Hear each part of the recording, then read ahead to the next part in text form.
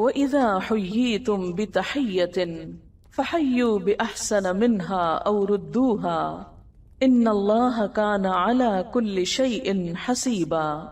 اور جب کوئی احترام کے ساتھ تمہیں سلام کرے تو اس کو اس سے بہتر طریقے کے ساتھ جواب دو، یا کم از کم اسی طرح، اللہ ہر چیز کا حساب لینے والا ہے۔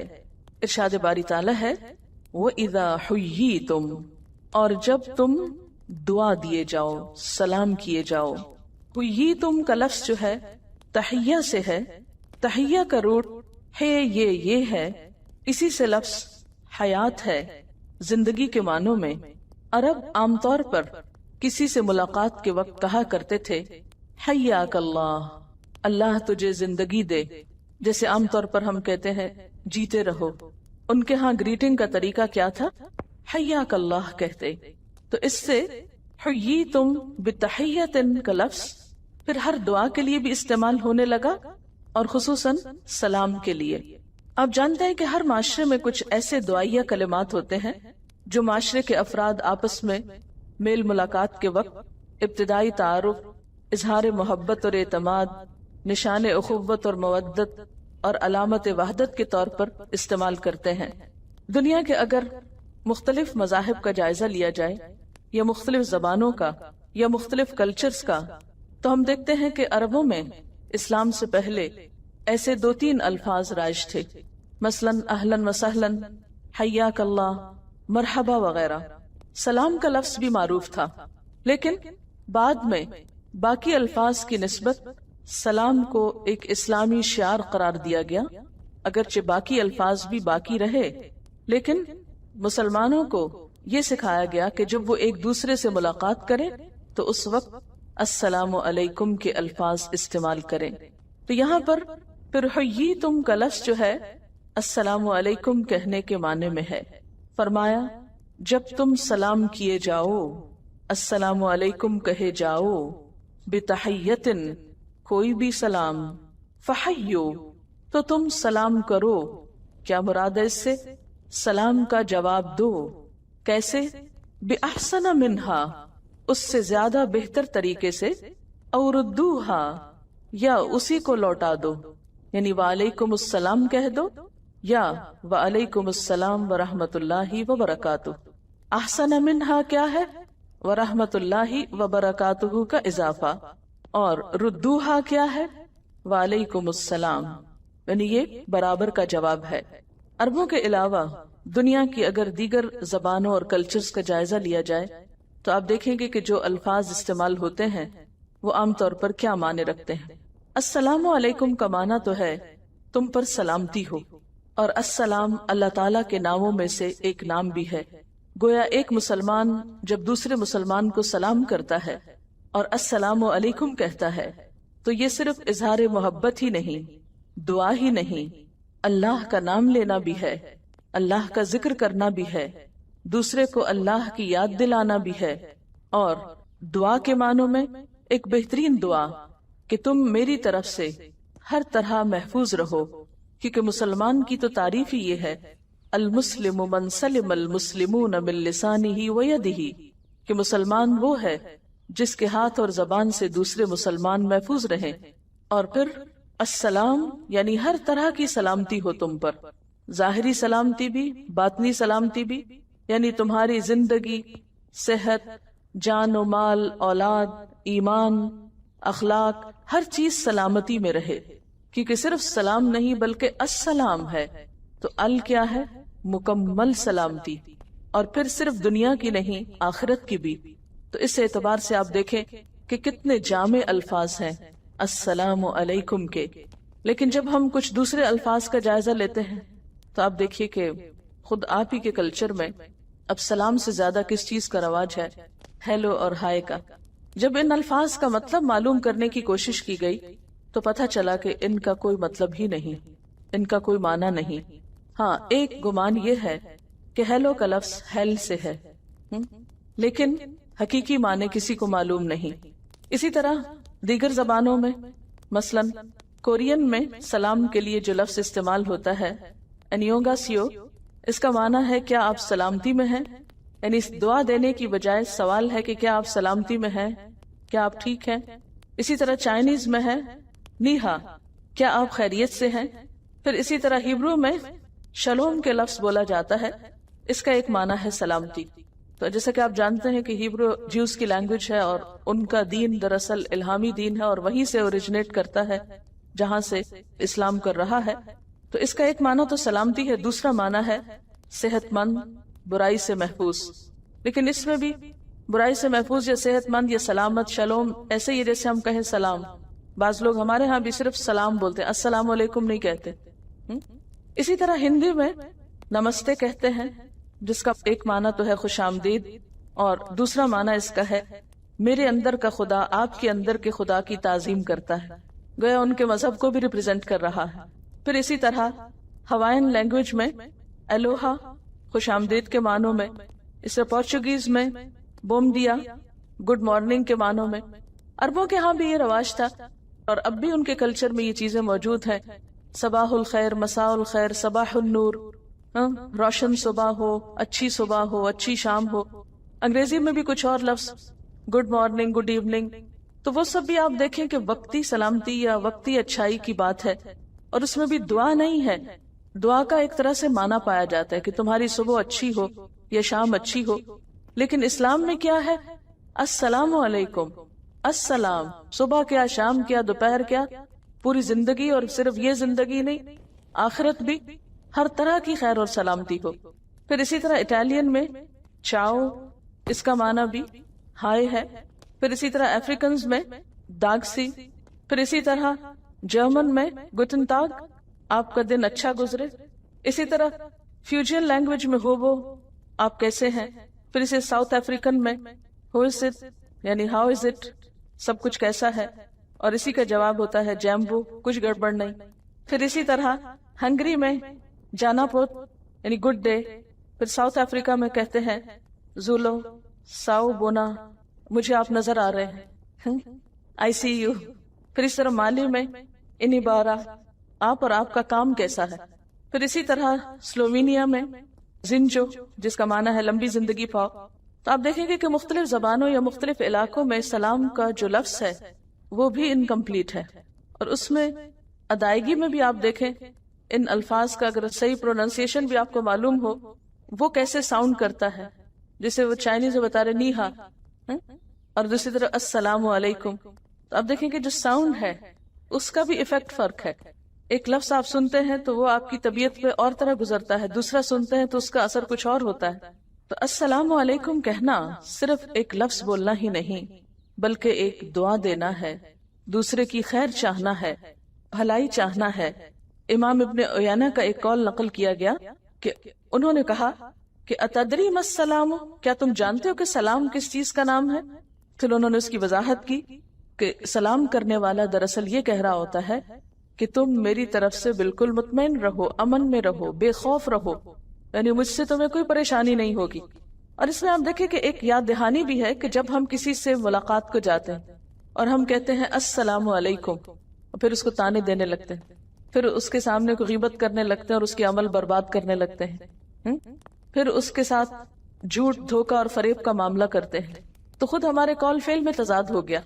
تو سلام جو ہے دراصل ایک یاد دہانی بھی ہے کہ دیکھو جب تم کسی سے مل رہے ہو تو نہ اس کو خود تکلیف دینا، نہ اس سے تکلیف پانا، اور نہ ہی اپنی تکلیف کا کوئی سامان تیار کرنا. لیکن چونکہ ہم اس لفظ کی روح ہی کو نہیں سمجھتے اس لیے کبھی شعوری طور پر سلام نہیں کیا، صرف ایک روایت کے طور پر، ایک رواج کے طور پر. اسی طرح کچھ اور کلچرز میں بھی، اور یہ انڈیا پاکستان میں السلام علیکم بھی نہیں، السلام علیکم بھی نہیں، بلکہ صرف آداب عرض ہے. اور بزرگ جواب میں کیا کہتے ہیں؟ جیتے رہو. جوڈو کراٹے کرتے وقت بھی پہلا سٹیپ، اور اس میں بھی آلموسٹ جھکنا پڑتا ہے. اور آپ کو معلوم ہے کہ رکوع اور سجدہ اللہ تعالیٰ کے علاوہ کسی اور کے لیے جائز نہیں. یہ کہہ رہی ہیں کہ انہوں نے کسی کو جیتے رہو کی دعا دی تو انہوں نے کہا باجی یہ کیا دعا ہے، جی تو رہا ہی ہوں، کوئی اور دعا دو. یعنی بعض اوقات ہمیں خود بھی نہیں معلوم ہوتا کہ ہم کتنے بےمانی قسم کے لفظ بول رہے ہوتے ہیں. بسا اوقات ہم جلدی میں السلام علیکم کہنے کے بجائے السلام علیکم کہہ دیتے ہیں، لام کو پروناؤنس نہیں کرتے، جبکہ السلام کا مطلب ہے موت. تو آپ دیکھیں کہ اللہ تعالیٰ نے کتنی عزت دی ہے انسان کو. اذا حییتم بتحیۃ فحیوا باحسن منها او ردوها. کہ جب تم احترام کے ساتھ سلام کیے جاؤ تو اس سے بہتر سلام کرو یا اسی کو لوٹا دو۔ سلام کی اہمیت کا اندازہ آپ اس بات سے لگا سکتے ہیں کہ نبی صلی اللہ علیہ وسلم نے فرمایا، السلام خدا کے ناموں میں سے ایک نام ہے جس کو اس نے زمین میں یعنی زمین والوں کے لیے رکھ دیا ہے، پس السلام کو آپس میں پھیلاؤ، اس کو رواج دو۔ حضرت آدم علیہ السلام کی پیدائش کے وقت پہلی بات ان کے وجود میں آنے کے بعد جو کہی گئی وہ سلام تھا۔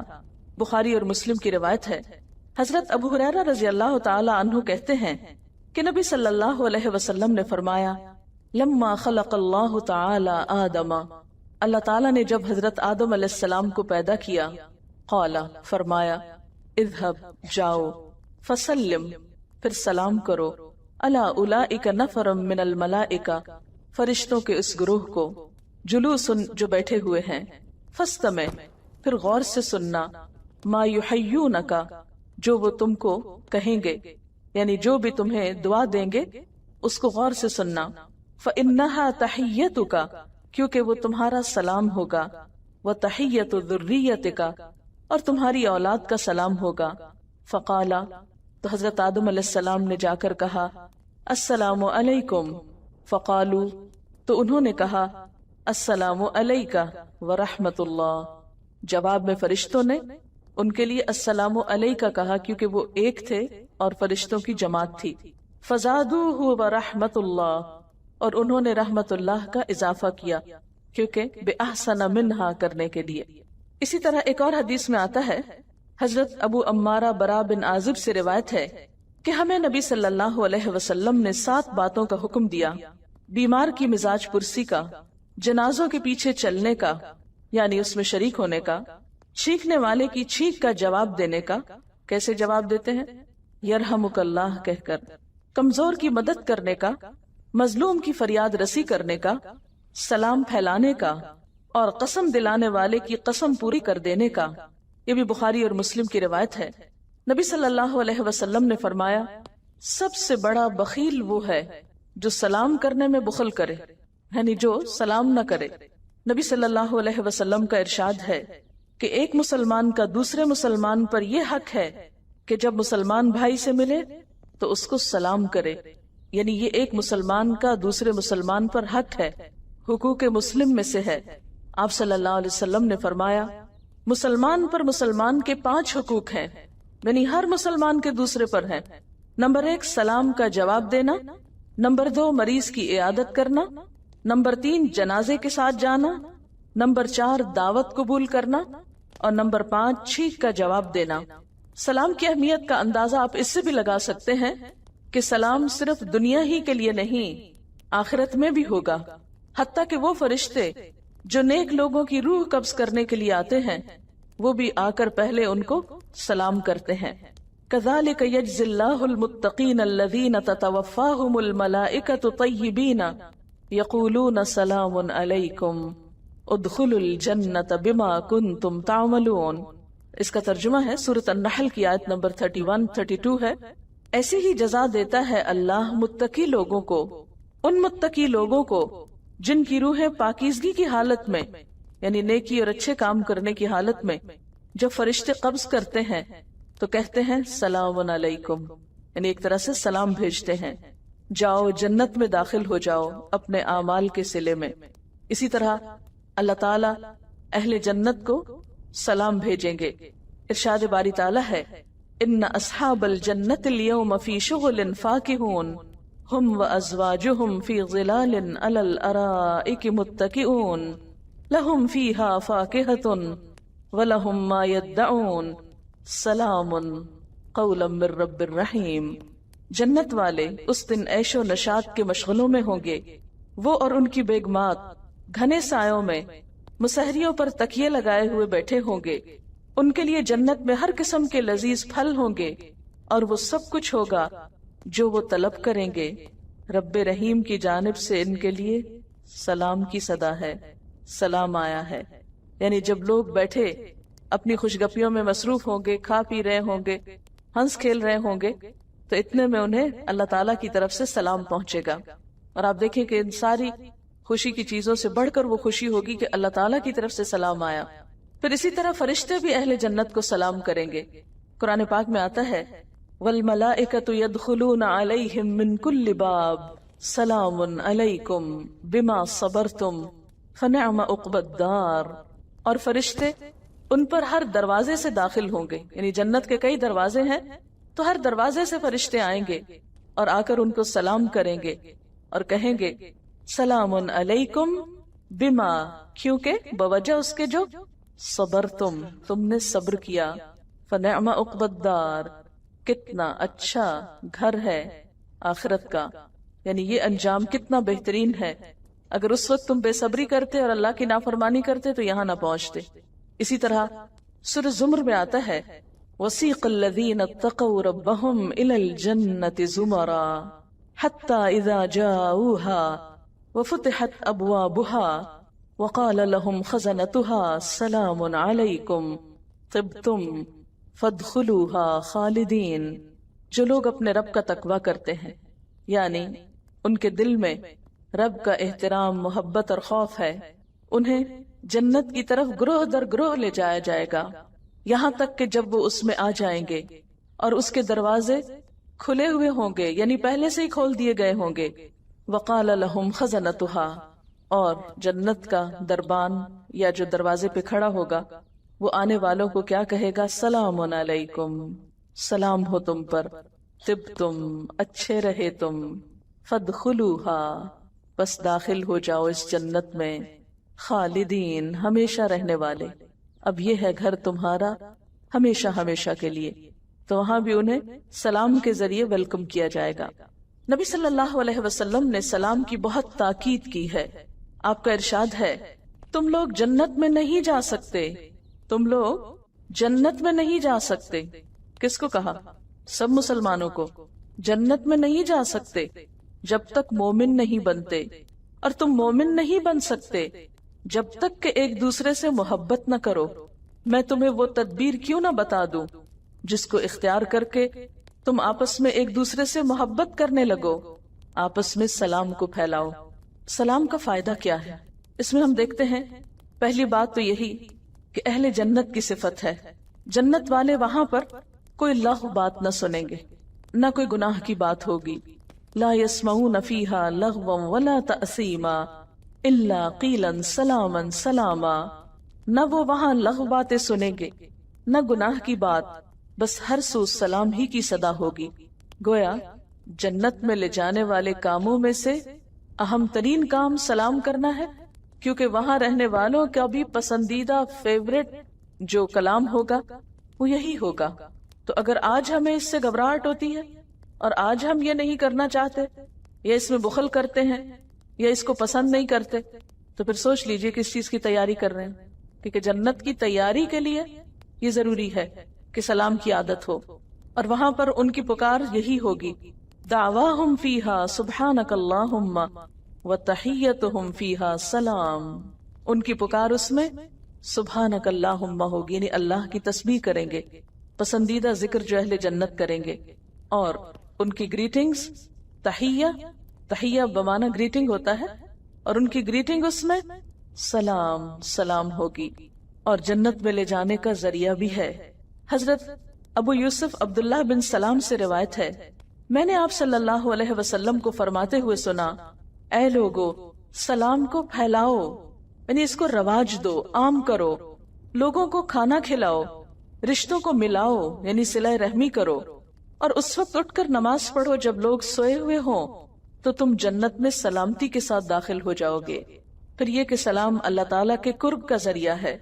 نبی صلی اللہ علیہ وسلم نے فرمایا وہ آدمی اللہ کے زیادہ قریب ہے جو سلام میں پہل کرتا ہے. یعنی اگر کوئی دوسرا نہیں کرتا یا اس پہ توجہ نہیں دیتا تو کوئی بات نہیں، جو اللہ کا قرب چاہتا ہے اسے دیر نہیں لگے گی پہل کرنے میں. ایک اور روایت میں آتا ہے نا کہ اس کا دل کبر سے یعنی تکبر سے خالی ہوتا ہے جو شخص سلام کرنے میں پہل کرتا ہے. کیونکہ عام طور پر ہم انتظار کرتے رہتے ہیں نا کوئی آگے بڑھے اور ہمیں سلام کرے. کبھی بھی ایسا خیال آپ کے دل میں گزرے تو فوراً سوچیں یہ تکبر کی علامت ہے، میں خود کیوں نہیں بڑھ جاتی سلام کرنے کو. اور سب سے بہتر اسلام کیا ہے؟ حضرت عبداللہ بن عمرو بن العاص سے روایت ہے کہ ایک آدمی نے نبی صلی اللہ علیہ وسلم سے سوال کیا، اسلام کی کون سی بات سب سے زیادہ بہتر ہے؟ آپ نے ارشاد فرمایا، تم بھوکے کو کھانا کھلاؤ اور ہر شخص کو سلام کرو، چاہے تم اسے پہچانو یا نہ پہچانو، کیونکہ عام طور پر ہم صرف اس کو سلام کرتے ہیں جس کو ہم جانتے ہیں، اور خصوصاً بعض لوگ تو بسا اوقات مجلس میں جا کر نام لے کر بس سلام کرتے ہیں، سب اہل مجلس کو بھی نہیں کرتے۔ لیکن اسلام کیا سکھاتا ہے ہم کو؟ ہر ایک کو سلام کرو۔ ظاہر ہے کہ اگر کوئی شخص اجنبی ہے اور آپ اس لیے اس کو سلام نہیں کرے کہ آپ اس کو جانتے نہیں، تو سلام کرنے سے جاننا شروع ہو جائیں گے، اس سے بریک تھرو ہو جائے گا، اس سے ابتدا ہو جائے گی، اجنبیت ختم ہو جائے گی، کیونکہ اسلامی معاشرے میں یہ نہیں ہو سکتا کہ لوگ اجنبی بن کر رہیں اور ایک دوسرے کو جانتے پہچانتے نہ ہوں اور اپنی دنیا الگ بنا کر رہیں۔ نہیں، اسلامی معاشرے میں ہر مسلمان دوسرے کا بھائی ہے، المسلم اخو المسلم، اور یہ بھائی چارہ اور اخوت اور مواخات اسی وقت ہو سکتی ہے جب ہم بیسکس سے شروع کریں گے، چھوٹی چھوٹی چیزوں سے شروع کریں گے۔ اور بظاہر دیکھنے میں سلام کرنا ایک معمولی سی چیز ہے، لیکن اس سے محبت کی پہلی اینٹ رکھی جاتی ہے۔ پھر یہ ہے کہ سلام کب کرنا چاہیے؟ سب سے پہلا تو یہ کہ ملاقات کے وقت، جب آپ کے سامنے کوئی آتا ہے، آپ ملاقات کرتے ہیں، گفتگو سے پہلے کرنا چاہیے۔ نبی صلی اللہ علیہ وسلم نے فرمایا، جو کوئی سلام سے پہلے کچھ بات کرنے لگے اس کا جواب نہ دو۔ جو کوئی سلام سے پہلے اور باتیں شروع کر دے تو اس کی باتوں کا جواب نہ دو، یعنی جب تک وہ سلام نہ کرے۔ تو گفتگو کا آغاز سلام سے ہونا چاہیے۔ پھر اسی طرح گھر میں داخل ہوتے وقت خاص طور پر سلام کرنے کا حکم ہے قرآن پاک میں۔ سورۃ النور آیت 61 میں فرمایا، فَإِذَا دَخَلْتُمْ بُيُوتًا فَسَلِّمُوا عَلَىٰ أَنفُسِكُمْ تَحِيَّةً مِّنْ عِندِ اللَّهِ مُبَارَكَةً طَيِّبَةً، کہ جب تم گھروں میں داخل ہو تو اپنے نفسوں کو سلام کرو، یعنی اپنے آپ کو سلام کرو۔ اپنے آپ کو سلام کرنا کیا؟ آپ دوسرے کو سلام کرتے ہیں، وہ آپ کو کرتا ہے۔ آپ نے کسی کو دعا دی، پلٹ کے آپ کو ملی، تو گویا کسی پہ احسان نہیں کر رہے تم سلام کر کے، اپنا ہی بھلا کر رہے ہو۔ جواب میں تمہیں کو سلامتی ملے گی، تمہیں کو دعا ملے گی۔ تحیۃ من عند اللہ، یہ اللہ کی طرف سے گریٹنگز ہے، یہ اللہ کا حکم ہے، اللہ نے یہ طریقہ تم کو سکھایا ہے۔ کیسا طریقہ ہے؟ مبارکتن، برکت والا، طیبتن، بہت عمدہ۔ لیکن افسوس کہ آج ہم مسلمان اس مبارک، طیب، اللہ کی طرف سے آئے ہوئے تحفے کو چھوڑ کر غیروں کے الفاظ کو اپنے لیے فخر کا سبب سمجھتے ہیں، بیکار قسم کے الفاظ بولنے کو اپنے لیے بہت عزت کا سبب سمجھتے ہیں، بہت آنر سمجھتے ہیں اس میں کہ ہم دوسروں کی بے معنی چیزیں اپنے میں لے آئے ہیں۔ قرآن پاک میں اللہ تعالیٰ کا حکم بھی ہے، اور اسی طرح اپنے گھر کے علاوہ کسی دوسرے کے گھر میں جب داخل ہو تو اس وقت بھی سلام کرنا چاہیے۔ یعنی یہ سلام صرف اپنے رشتہ داروں کے لیے نہیں بلکہ کسی اور کے گھر میں جاتے ہوئے بھی ہے۔ سورۃ النور کی آیت 27 میں آتا ہے، یا ایھا الذین آمنوا لا تدخلوا بیوتا غیر بیوتکم حتی تستأنسوا وتسلموا علی اہلہا، اے لوگو جو ایمان لائے ہو، اپنے گھر کے سوا کسی دوسرے کے گھر میں داخل نہ ہو یہاں تک کہ تم انس حاصل کر لو اور اس کے رہنے والوں پر سلام نہ بھیج لو۔ کیونکہ بسا اوقات ہم ایسے ہی کسی کے گھر میں داخل ہو جاتے ہیں، دوسرا شخص ڈر جاتا ہے دیکھ کے کہ پتہ نہیں کون آ گیا۔ تو اس میں اسلامی ادب اور اخلاق کیا ہے کہ بلند آواز سے سلام کیا جائے تاکہ دوسرا کسی خوف کا شکار نہ ہو۔ پھر حضرت انس رضی اللہ تعالیٰ عنہ بیان فرماتے ہیں کہ آپ نے مجھ سے فرمایا، اے بیٹے، حضرت انس کو جو آپ کے پاس تقریباً 10 سال رہے تھے آپ کی خدمت میں، فرمایا، اے بیٹے، جب تم اپنے گھر والوں کے پاس جاؤ تو سلام کرو اور تمہارے گھر والوں پر برکت ہوگی۔ یعنی سلام کرنا گھر میں برکت کا ذریعہ ہے۔ عام طور پر ہم کہتے ہیں معلوم نہیں کیا ہے، گھر میں برکت نہیں ہے، بہت کچھ زندگی میں لیکن برکت نہیں۔ کبھی نہیں سوچا کہ وہ ایک چھوٹی سی چیز مسنگ ہے جو برکتیں لانے کا سبب ہے اور جس کا نام سلام ہے۔ ہم دیکھتے ہیں کہ فرشتے جب حضرت ابراہیم علیہ السلام کے پاس آئے ملاقات کے لیے تو آ کر انہوں نے کیا کیا؟ قرآن پاک میں آتا ہے، اذ دخلوا علیہ فقالوا سلاما، جب اس پر داخل ہوئے تو آ کر پہلے سلام کیا۔ پھر اسی طرح کسی مجلس میں پہنچ کر، یعنی بعض اوقات آپ کسی گھر میں نہیں ہوتے، کسی کے گھر نہیں جاتے بلکہ کسی ایسی جگہ پر جاتے ہیں جہاں کوئی مجلس ہے، کسی اوپن جگہ پر یا کسی اسکول میں، کالج میں، کہیں بھی جہاں لوگوں کا اکٹھ ہو، تو آپ صلی اللہ علیہ وسلم کا ارشاد ہے کہ جب تم کسی مجلس میں پہنچو تو سلام کرو، اور جب وہاں سے رخصت ہونے لگو تو پھر سلام کرو۔ یعنی سلام صرف ابتدا میں یا آغاز میں ہی نہیں، اختتام مجلس پر بھی ہونا چاہیے. اور یاد رکھو کہ پہلا سلام دوسرے سلام سے زیادہ مستحق کے اجر نہیں ہے. یعنی تم یہ مت سمجھو کہ صرف پہلے سلام کا ثواب ہوگا، جب نکلتے وقت سلام کرو گے تو اس کا بھی اتنا ہی اجر ہوگا. اور پھر یہ کہ خاص طور پر مجلس میں پہنچ کر سب کو سلام کرنا چاہیے. آپ صلی اللہ علیہ وسلم کا ارشاد ہے، قیامت کے قریب لوگ مجلسوں میں صرف مخصوص لوگوں کو سلام کیا کریں گے. یہ قیامت کی نشانیوں میں سے ایک نشانی. پھر یہ کہ کتنی دفعہ سلام کریں. صحابہ کرام کا طریقہ تو یہ تھا کہ اگر کہیں جاتے وقت راستے میں درخت کی اوٹ آ جاتی اور پھر سامنے آتے تو دوبارہ سلام کر لیتے تھے. آپ کا ارشاد ہے، جو شخص اپنے مسلمان بھائی کو ملے تو اس کو سلام کرے، اور اگر درخت یا دیوار یا پتھر بیچ میں اوٹ بن جائے اور وہ پھر سامنے آئے تو پھر اس کو سلام کر لے. پھر اسی طرح بازار میں جا کر بھی سلام کرنا چاہیے. مثلاً آپ کسی شاپ میں داخل ہوئے تو پہلے سلام کریں، پھر سودا بازی کریں. حضرت طفیل بن ابی کعب بیان کرتے ہیں کہ عبداللہ بن عمر کے پاس وہ آیا کرتے تھے، پھر ان کے ساتھ بازار جاتے. وہ بیان کرتے ہیں پس جب ہم بازار جاتے تو حضرت عبداللہ بن عمر کا گزر کسی کباڑیے کے پاس سے ہوتا یا کسی تاجر یا مسکین کے پاس سے ہوتا، وہ سب کو سلام کرتے.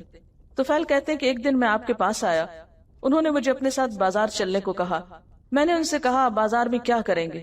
آپ کسی سودا فروخت کرنے والے کے پاس نہ ٹھہرتے ہیں، نہ کسی سامان کے بارے میں پوچھتے ہیں، نہ اس کا بھاؤ کرتے ہیں، نہ بازار کی کسی مجلس میں بیٹھتے ہیں.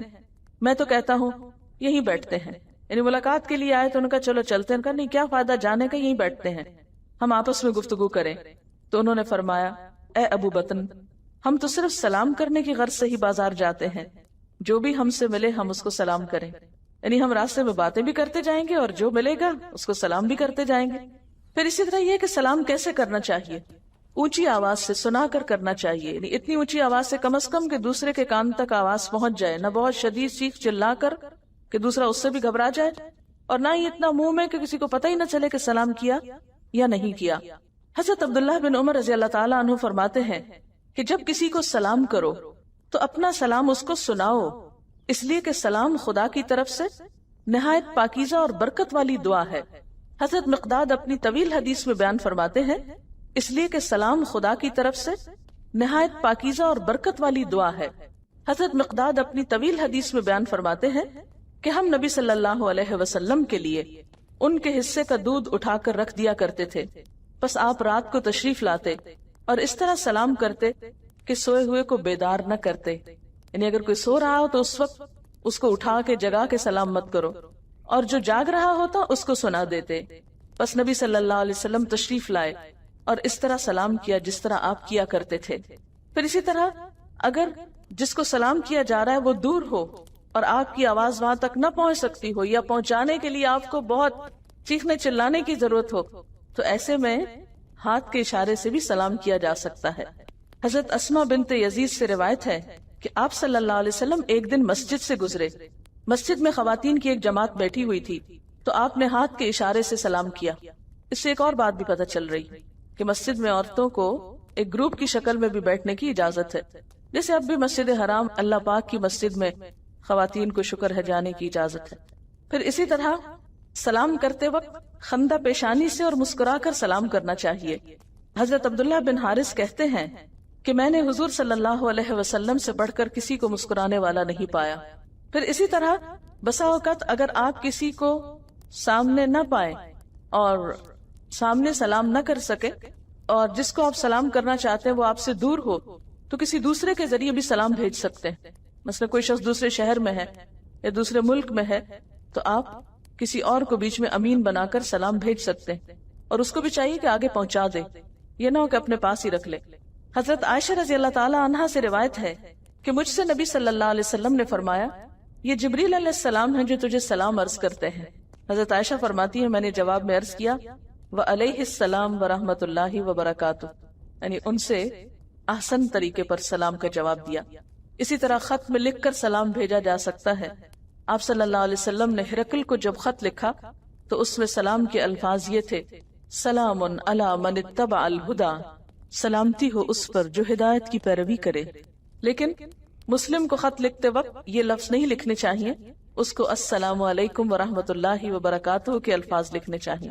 پھر اسی طرح ٹیلی فون پر بات کرتے وقت، یعنی اگر مخاطب سامنے نہیں اور فون پر ہے تو اس میں بھی صرف ہیلو پر اکتفا نہ کریں بلکہ السلام علیکم سے بات کا آغاز کریں۔ پھر اسی طرح یہ ہے کہ کون کس کو سلام کرے۔ اس میں پہلی بات یہ ہے کہ ہر ایک کو سلام کیا جائے، یعنی اس میں کوئی تخصیص نہیں ہے کہ مخصوص لوگ مخصوص کو ہی سلام کرتے رہیں ہمیشہ۔ ہر شخص کو چاہیے کہ وہ دوسرے کو سلام کرنے میں پہل کرنے کا سوچے۔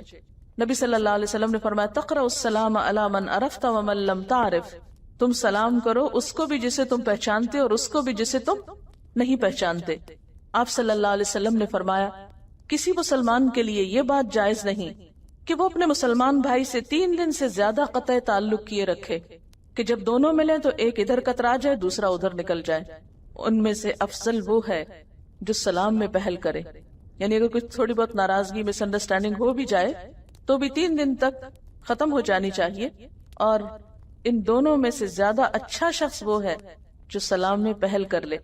نبی صلی اللہ علیہ وسلم سے کسی نے پوچھا کہ جب 2 آدمی ایک دوسرے کو ملے تو ان دونوں میں سے کون پہلے سلام کرے؟ آپ نے فرمایا جو ان دونوں میں خدا کے نزدیک زیادہ بہتر ہو۔ تو اس کا مطلب کیا ہے کہ جو پہل کرے گا وہ زیادہ نمبر پائے گا۔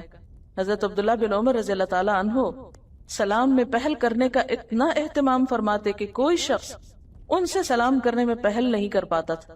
پھر اسی طرح چھوٹے بچوں کو سلام سکھانے کے لیے سلام میں پہل کرنی چاہیے۔ ویسے تو یہ نا کہ بچوں کو چاہیے کہ وہ بڑوں کو سلام کریں، لیکن بچے جب جانتے ہی نہیں تو ماں باپ کو یا بڑوں کو سکھانے کے لیے خود پہل کرنی چاہیے تاکہ ان کو انکریجمنٹ ہو۔ حضرت انس رضی اللہ تعالی عنہ چھوٹے بچوں کے پاس سے گزرے تو انہیں سلام کیا اور فرمایا نبی صلی اللہ علیہ وسلم ایسا ہی کیا کرتے تھے۔ حضرت عبداللہ بن عمر رضی اللہ تعالی عنہ خط میں بھی بچوں کو سلام لکھا کرتے تھے، یعنی ان کو بھی اگنور نہیں کرتے تھے یا بھولتے نہیں تھے۔ پھر اسی طرح یہ ہے کہ عام حالات میں چھوٹوں کی ذمہ داری ہوتی ہے کہ وہ بڑوں کو آگے بڑھ کر سلام کریں۔ نبی صلی اللہ علیہ وسلم نے فرمایا چھوٹا شخص بڑے کو، چلنے والا بیٹھے ہوئے کو، اور تھوڑے افراد زیادہ لوگوں کو سلام کرنے میں پہل کریں۔ پھر اسی طرح سوار پیدل کو سلام کرے، یعنی اگر ایک شخص گھوڑے پہ جا رہا ہے اور دوسرا پیدل جا رہا ہے تو اوپر والے کو چاہیے کہ وہ نیچے والے کو سلام کرے۔ شاید اس میں بھی حکمت یہ ہو کہ تکبر کا خاتمہ ہو، کیونکہ گھوڑے پر بیٹھ کر تو مختالن فخورا ہونے کا ڈر ہے۔ نبی صلی اللہ علیہ وسلم نے فرمایا سواری پر چلنے والے پیدل چلنے والوں کو اور پیدل چلنے والے بیٹھے ہوئے لوگوں کو اور تھوڑے زیادہ کو سلام کرنے میں پہل کریں۔ اب یہ ہے کہ کب سلام نہیں کرنا چاہیے۔ اب اتنی فضیلت پڑھ کے آپ کو یہ خیال آئے گا کہ ہر وقت ہر موقع پہ سلام کیا جائے، لیکن اسلام اعتدال کا دین ہے۔ جہاں ایک نیکی کی بات کی تاکید کی جاتی ہے وہاں اس کا ادب، سلیقہ اور تمیز بھی سکھائی جاتی ہے۔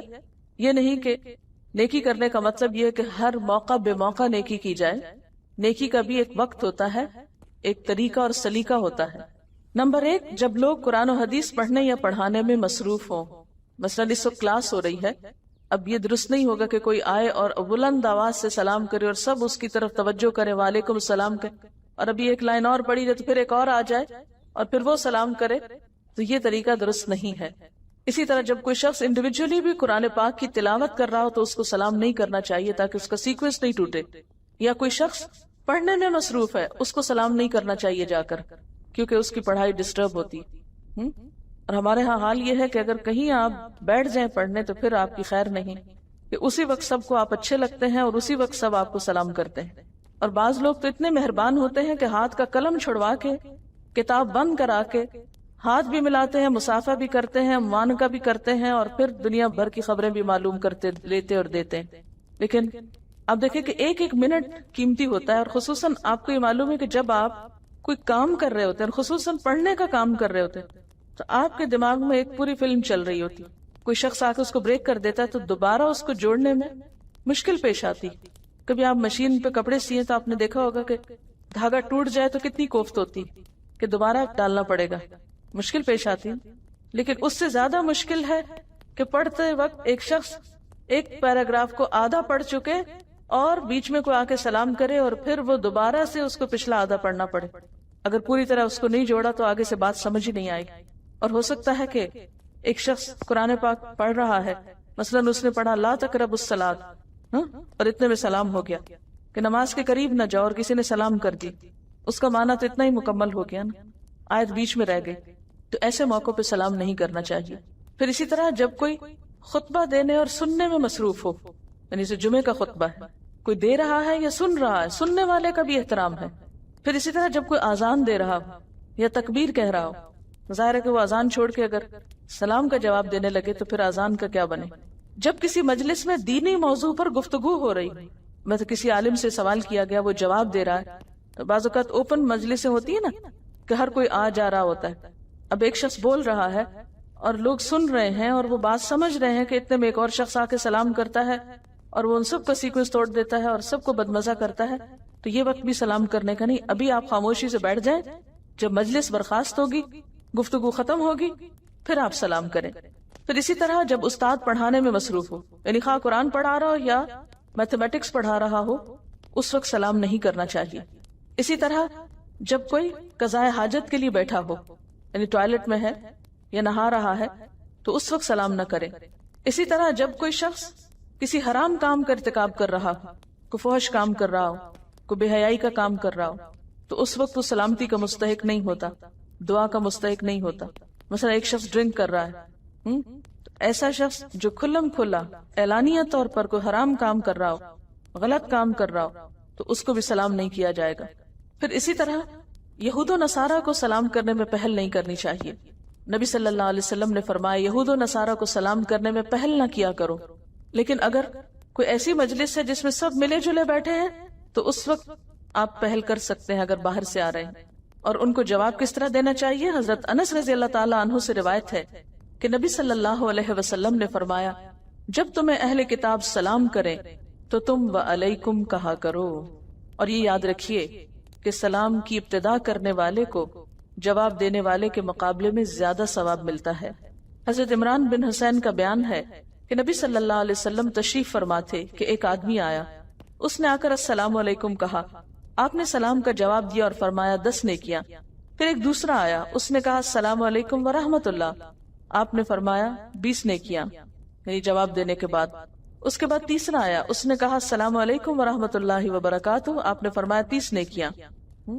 اور یہ یاد رکھیے کہ بس وبرکاتہ تک ہی ہے، اس سے آگے کچھ نہیں. ابن عباس نے ان 3 لفظوں سے زیادتی کرنے والوں کو یہ کہہ کر روک دیا کہ سلام برکت تک مکمل ہو جاتا ہے، اس سے آگے کچھ مت بولو، کیونکہ کچھ لوگ پھر جنت حلال اور دوزخ حرام وغیرہ کے فتوے بھی دینے لگتے ہیں. پھر اسی طرح ایک سوال یہ ہے کہ خواتین کا غیر مردوں کو سلام کرنا، اس کے بارے میں کیا حکم ہے؟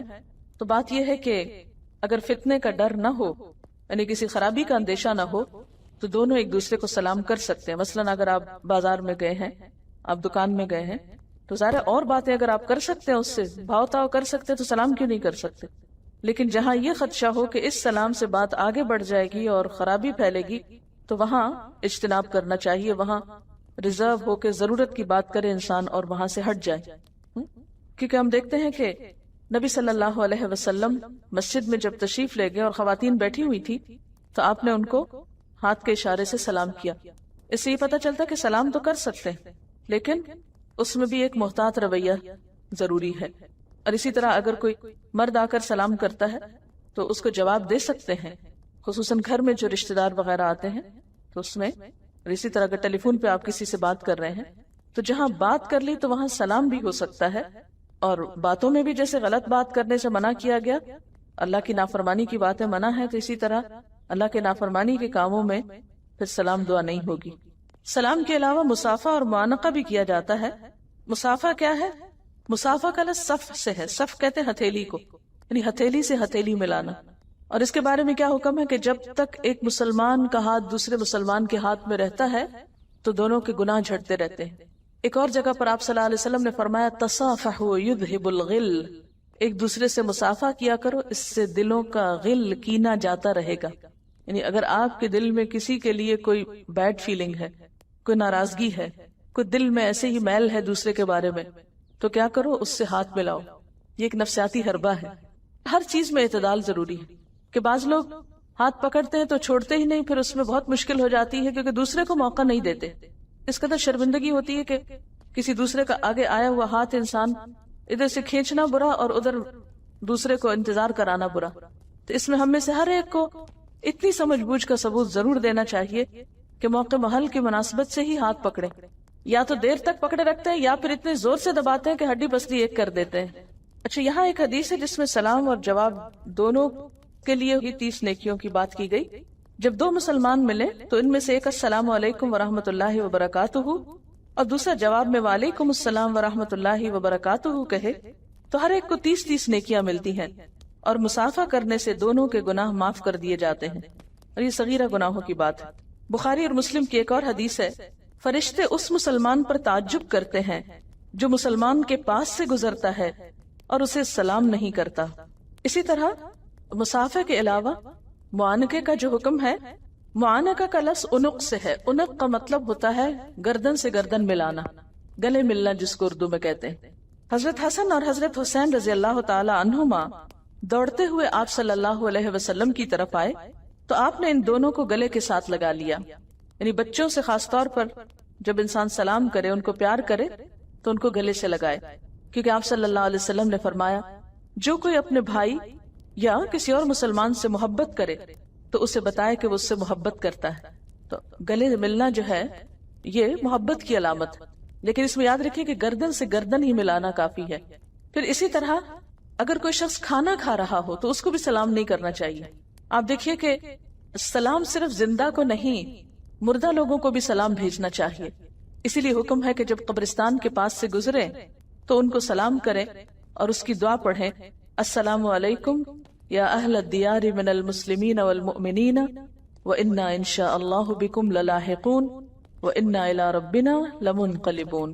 پھر ایک بات یاد رکھیے کہ یہ سلام اللہ کی طرف سے حکم ہے، اس کا یعنی سلام کرنا کوئی معمولی بات نہیں ہے، اس کا حکم اللہ کی طرف سے ہے۔ اور پھر اس کو تحیتاً مبارکتاً کہا۔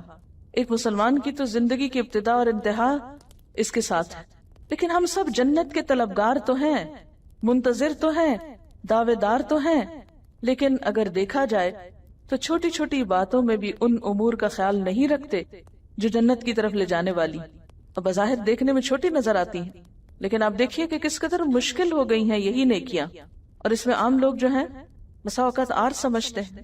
یہ بھی بے حسی کو توڑنے کا ایک علاج ہے۔ سلام کرنا معاشرے کی بے حسی کو ختم کرنے کا ایک ذریعہ۔ ہمارا حال یہ ہے کہ اگر کوئی ہمیں سلام کرتا ہے تو ہم بے اعتمادی کا شکار ہیں، ہم سوچتے ہیں کہ اسے سلام کیا کیوں، یعنی مسلمان سے اتنا اجنبی ہو کر رہ گیا۔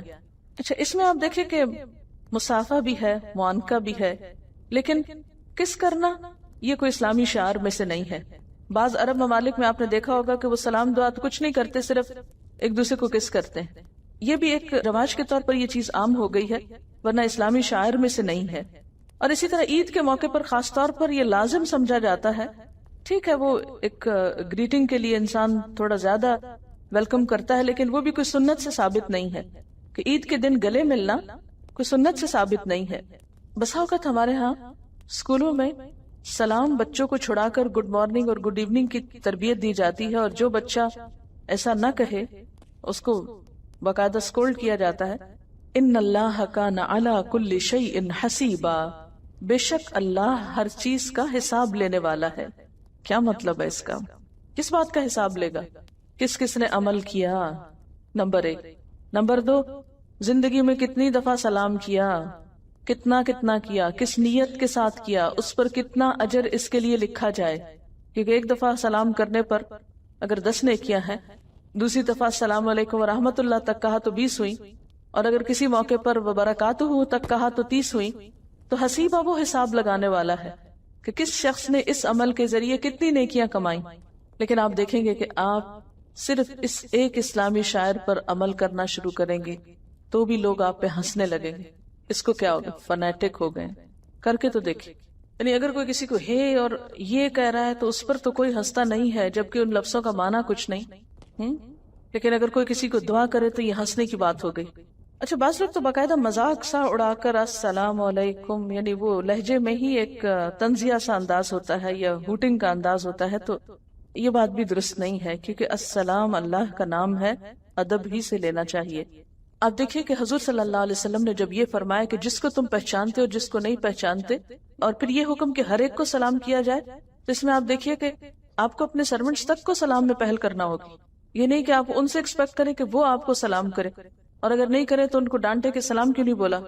اور پھر آپ دیکھیے کہ سلام کرنے سے ایک دم وہ جو بیریئر ہوتے ہیں یا وہ جھجک ہوتی ہے یا وہ ایک پردہ سا حائل ہوتا ہے اجنبیت کا، وہ ہٹ جاتا ہے اور صحیح معنی میں ایک اسلامی بھائی چارہ سامنے آتا ہے۔ یہ کہتی ہیں کہ ایک مرتبہ کسی گاڑی کے ساتھ یہ ٹیک لگا کر کھڑے تھے، کسی عرب معاشرے کی بات کر رہی ہیں، تو ان کو ظاہر اپنی گاڑی چلانی ہوگی، تو بجائے اس کے کہ وہ سٹارٹ کر کے آپ کو انڈیکیشن دیتے، انہوں نے آ کر زور سے السلام علیکم کہا، تو یہ فوراً سمجھ گئے کہ اب انہیں کیا کرنا چاہیے۔ دیکھ کتنا خوبصورت طریقہ کہ بغیر کچھ کہے صرف دعا دینے سے مسئلہ حل ہو گیا۔ ورنہ اگر آپ اس موقع پر کسی کے طرح آپ جگہ چھوڑ دیجئے، ہٹیے میں چلانے جا رہا ہوں یا کچھ بھی، تو اس کا ایک امپیکٹ ہی اور ہوتا۔ عام طور پر یہ سمجھا جاتا ہے کہ سلام جیسے گھر میں داخل ہونے کی بات ہے تو عموماً ہم اس وقت سلام کرتے ہیں جب ہمیں کوئی نظر آ رہا ہو۔ تو گھر میں داخل ہو کر کوئی نظر آئے یا نہ آئے، بلند آواز سے سلام کہنا چاہیے۔ اگر تو کوئی ہوگا اور سامنے نظر نہیں آ رہا تو اس کو پتہ چل جائے گا کہ آپ گھر پہ آ چکے ہیں، اور اگر وہ ہے نہیں، کوئی بھی نہیں ہے، تو فرشتے وغیرہ یا اور مخلوق اگر کوئی ہے وہاں تو وہ جواب دے گی۔ لیکن اللہ کا حکم ہے کہ گھر میں داخل ہوتے وقت سلام کرو۔ تحیہ کا لفظ جو ہے یہ تحفے کے لیے بھی استعمال ہوا ہے مجازن، بیسیکلی تو سلام ہی ہے، لیکن سلام بھی ایک تحفہ ہوتا ہے جو زبان سے دیا جاتا ہے۔ تو عام ہدیے کے معاملے میں بھی یہی ہے کہ اگر تم کو کوئی دے تو کیا کرو، فَحَيُّوا بِأَحْسَنَ مِنْهَا أَوْ رُدُّوهَا، کہ جب تمہاری دینے کی باری آئے، کوئی موقع آئے، تو کوشش کرو اس سے زیادہ اچھی چیز دو اس کو، یا کم از کم اتنی تو دو۔ اب آپ دیکھیں کہ ہمارے ہاں شادی بیاہ کے موقع پہ کیا ہوتا ہے، جب کوئی منہ دکھائی دے رہے ہوتے ہیں تو ساتھ بیٹھے کاپی کتاب سنبھالے، قلم کاغذ لکھا جا رہا ہوتا ہے، اور باقاعدہ گن گن کے رکھا جا رہا تھا کتنا دیا، پھر وہ کافی معلوم نہیں کتنے سال تک سنبھالی رہتی ہے۔ لیکن آپ دیکھیں کہ کرنسی کا ریٹ جو ہے وہ بڑھتا گھٹتا رہتا ہے۔ ہو سکتا ہے جب آپ کو کسی نے دیا ہو اس وقت 100 روپے میں بہت کچھ آتا ہو، اب آپ اس کو جب لوٹا رہے ہیں تو پھر صرف 100 تو نہ لوٹائیے، کیونکہ اب معاملہ 100 کا وہ نہیں رہا۔ تو ایسا حساب کتاب نہیں کہا گیا کہ کرو، کیونکہ اس سے تحفے کی جو اصل خوبصورتی ہے وہ ختم ہو جاتی ہے۔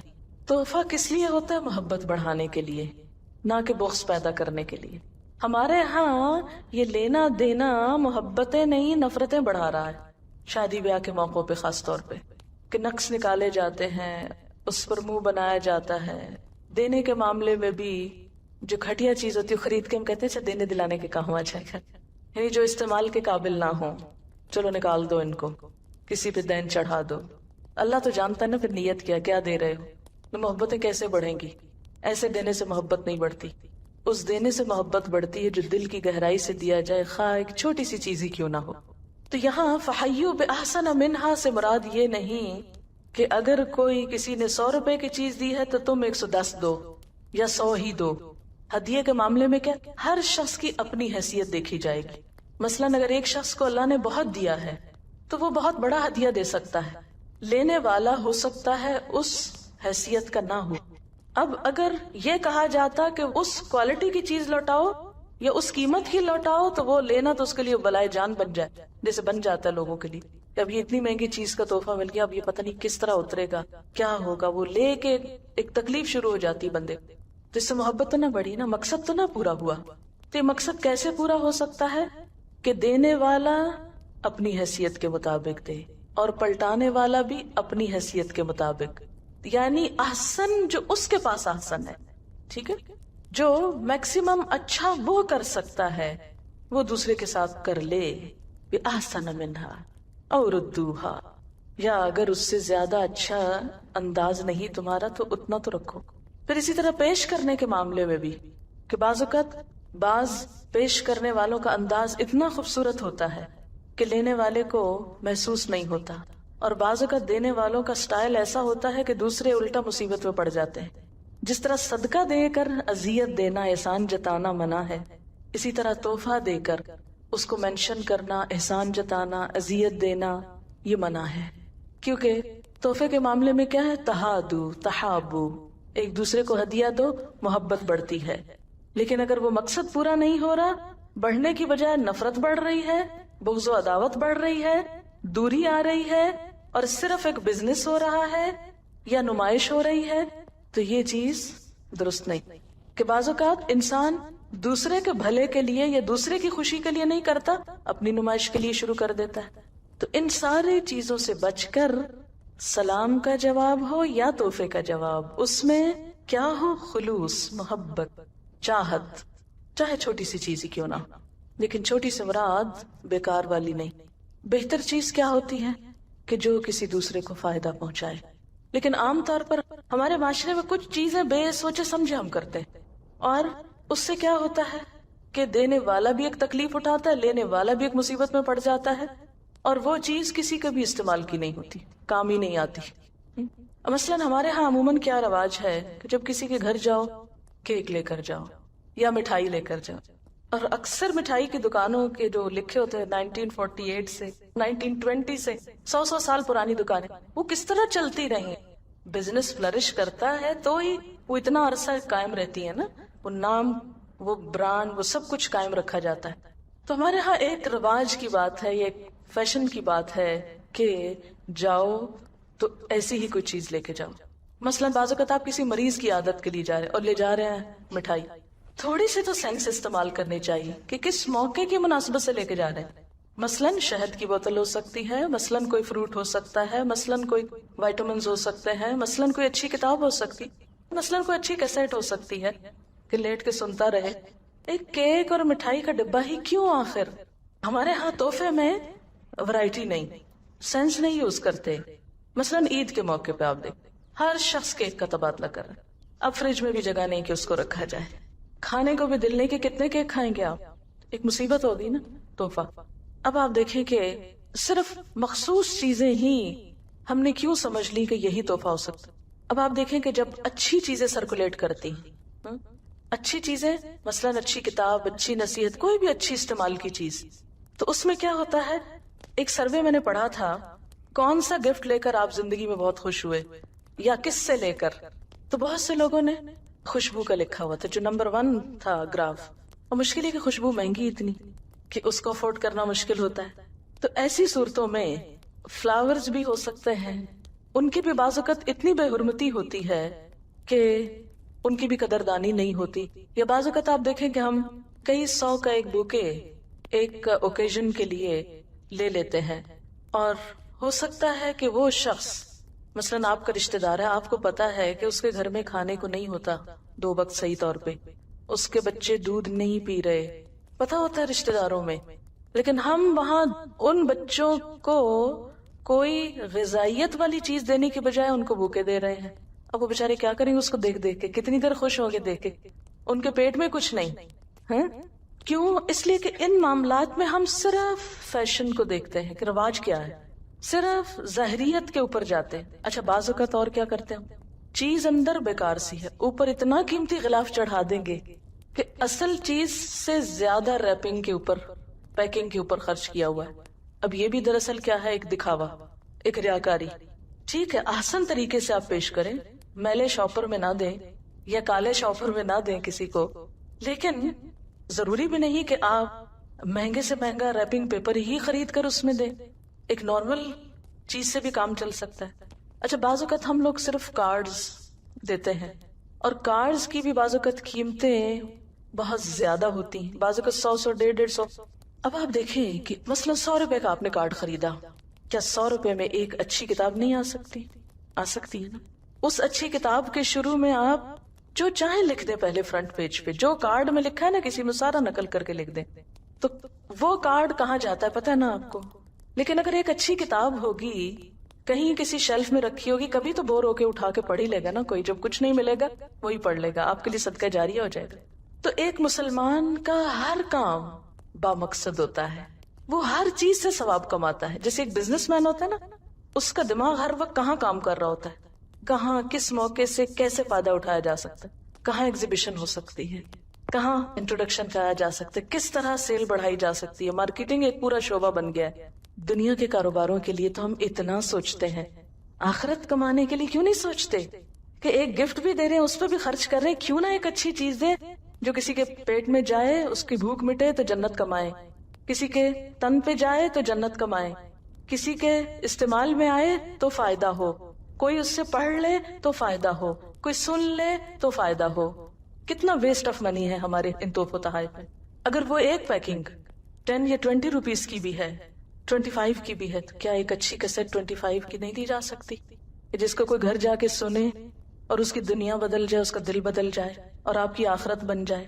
کبھی ہم سوچیں تو کہ کیا کر رہے ہیں نا، ہمارا پیسہ، ہمارا وقت، اب دیکھو چھوٹی چھوٹی پیکنگ کرنے میں کتنا ٹائم ویسٹ کر لیتے ہیں آپ۔ ان چیزوں کو آسان کر دیں، ہلکا کر دیں، خوبصورت ضرور رکھیں لیکن آسان کریں زندگی کو۔ وآخر دعوانا ان الحمد للہ رب العالمین۔